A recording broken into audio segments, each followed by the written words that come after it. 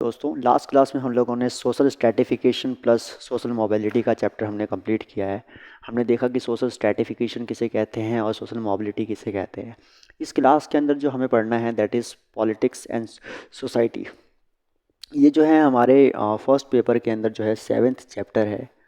ठीक है, 7th chapter I think है, हाँ, पॉलिटिक्स एंड सोसाइटी। बहुत इंपॉर्टेंट है ये अपने आप में, हमें एक बार इसको बेसिकली एक बार समझना है। तो ये sociological theories of power, sociological theories of power की बात है। ए सेक्शन इसका ये कहता है पावर का मतलब होता है पोजीशन ऑफ कंट्रोल, अथॉरिटी और इन्फ्लुएंस। जब आपके पास अथॉरिटी होती है, कंट्रोल होता है और इन्फ्लुएंस होता है किसी दूसरे पर, उसको हम सिंपल टर्म में कह सकते हैं कि this is the power. A relationship in which an individual is able to exert influence over the mind and the action of others। जब आप किसी दूसरे के माइंड और एक्शन पे जब हम कंट्रोल करते हैं, इन्फ्लुएंस करते हैं, दैट इज़ पावर। पावर के बेसिस हो सकते हैं, आपके पास अगर वेल्थ है तो आप वेल्थ से भी कंट्रोल कर सकते हैं चीज़ों को। स्टेटस है, नॉलेज है, करिश्मा है, फोर्स है, अथॉरिटी है, और आपके पास लेजिटिमेट अगर अथॉरिटी है तो भी कई हद तक पॉसिबल है। एलिट थ्योरी ऑफ पावर जो है वो क्या कहती है? एलिट थ्योरी ऑफ पावर कहती है कि developed by Italian sociologist Vilfredo Pareto कहते हैं एंड गेटोनो मॉस्को कहते हैं, develop during the fascism. Only minority has talent, intelligence, ability, leadership to occupy position of power. तो वो कहते थे कि मिनॉरिटीज़ के पास सिर्फ uh, ये इंटेलिजेंस है, एबिलिटी है या टैलेंट है कि वो पावर को ओरिएंट कर सकते हैं।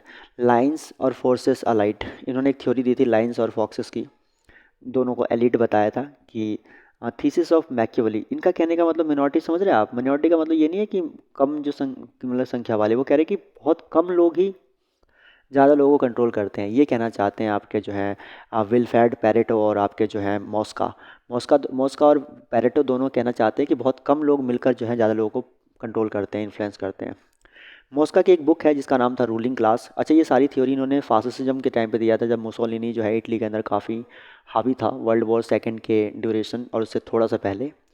उसके बाद जी मॉस्का ने जो है एक बुक लिखी थी ruling class, and that is also very important. ठीक है, emphasised sociological and personal characteristics of elites, जिसमें उन्होंने इम्फेसिस किया था सोशोलॉजिकल और पर्सनल कैरेक्टरिस्टिक्स ऑफ एलिट।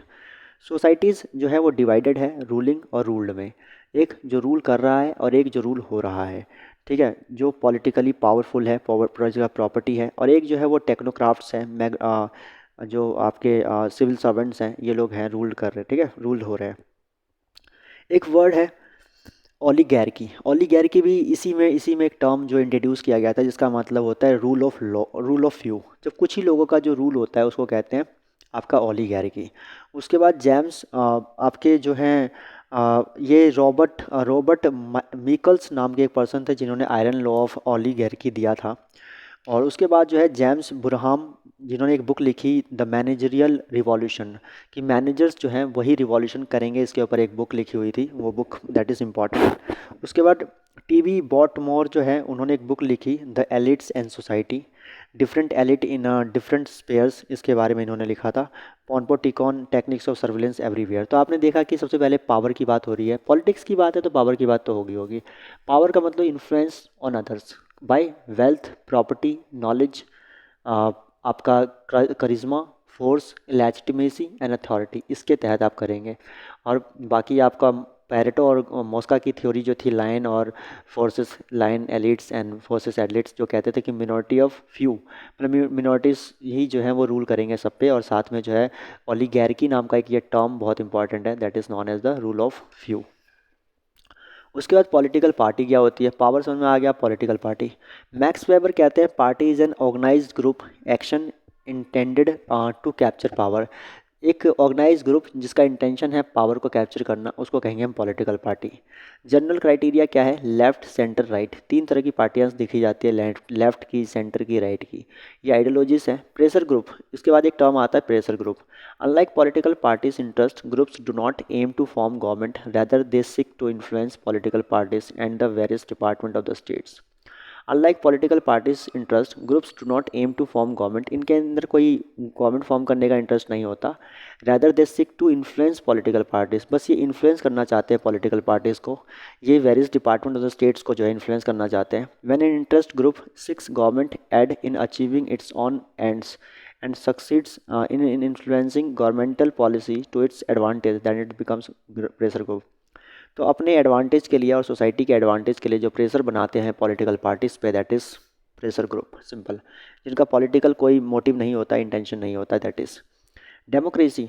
अगला टर्म है डेमोक्रेसी। इसका मतलब होता है democracy entails direct participation of all in a political process.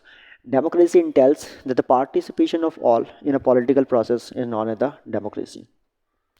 Gandhi ji का कहना है it's not a loyal phenomena but a spiritual and involving respect for each other and decentralisation of power is known as the democracy. When you decentralise your power to the common people of the country, that is democracy. Lincoln कहते थे rule by of और for the people is known as the democracy. इनका ये cot बहुत famous है all over the world, आपको पता होगा। उसके बाद citizenship, that is also very important term. Citizenship has been defined as a legal status of membership in a political community. किसी पॉलिटिकल कम्युनिटी के अंदर एक लीगल जो आपको सेंशन मिलती है मेंबरशिप की, that is known as the citizenship. Citizenship is a right to have rights. Citizenship जो है एक राइट है टू हैव राइट्स। आपको इसमें सिविल, पॉलिटिकल और सोशल राइट्स मिलते हैं। सिविल मतलब आपको कानूनी संरक्षण, पॉलिटिकल राजनीतिक मतलब आपको वोट देने का, इलेक्शन कंपेन करने का, इलेक्शन में कंटेस्ट करने का आपके पास पावर होता है और राइट होता है। और सोशल का मतलब हो गया कि सामाजिक स्तर पे जो है आपको समानता मिलेगी जो बाकियों को मिल रही है। फिर इसके अंदर आता है रिवॉल्यूशन। रिवॉल्यूशन क्या है? एक फोर्सफुल या फोर्सिबल ओवरथ्रो है गवर्नमेंट का और social order in favour of a new system. नए सिस्टम को लाने के लिए एक फोर्सिबल ओवरथ्रो जो होता है गवर्नमेंट का, उसको कहते हैं रिवॉल्यूशन। एरिस्टोटल डिस्क्राइब करते हैं इसको दो टाइप में, कंप्लीट चेंज, या तो एक कंप्लीट चेंज लाना चाहते हैं आप तब रिवॉल्यूशन चाहते हैं आप, और एक रिक्वायर्ड मॉडिफिकेशन। कुछ लगता है कि आपको जैसे कोई प्रॉब्लम है, कोई सिस्टम में कोई प्रॉब्लम है थोड़ा सा, तो उसको चेंज कर दिया, और ओवरऑल सिस्टम को अगर चेंज करना चाहते हैं तो दैट इज़ कंप्लीट चेंज। फिर एक टर्म आता है सोशल सोसाइटी, सिविल सोसाइटी। अब सिविल सोसाइटी क्या है? Community of citizens linked by common interest and collective identity is known as the civil society, that is all. ठीक है, ये था आपका जो है चैप्टर 7। थोड़ा सा इंट्रोडक्टरी हम चल रहे हैं, अभी ज़्यादा डिटेल में नहीं जा रहे हैं। अगली क्लास में we will have another chapter.